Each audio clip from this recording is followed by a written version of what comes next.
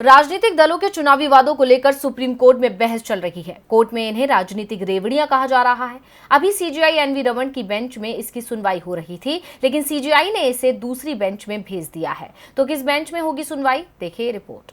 चुनाव में free scheme पर शुक्रवार को भी सुप्रीम कोर्ट में सुनवाई हुई। सीजेआई एनवी रमन की बेंच अब तक इस मामले की सुनवाई कर रही थी, लेकिन सीजेआई रमन आज रिटायर हो गए। रिटायर होने से पहले उन्होंने इस केस को दूसरी बेंच में ट्रांसफर कर दिया।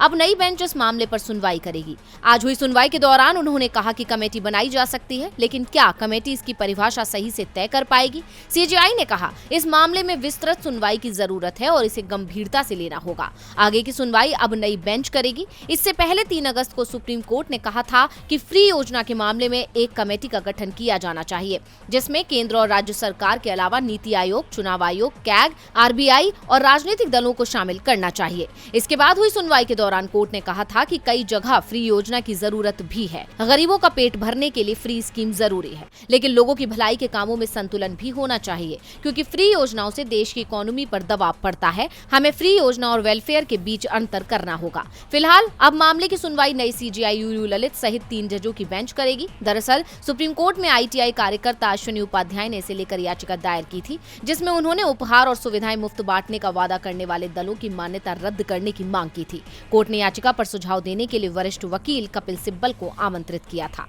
डीवी लाइव की रिपोर्ट।